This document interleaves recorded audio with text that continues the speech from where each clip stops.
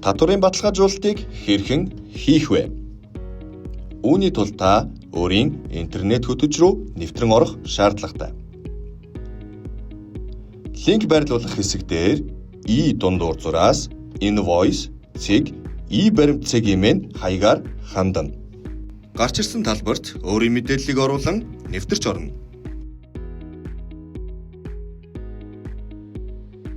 Хэрэглэгт сонгох цонхноос хувь хүн байгууллага гэсэн сонголтоо сонгон нэвтрэлтийг үргэлжлүүлнэ.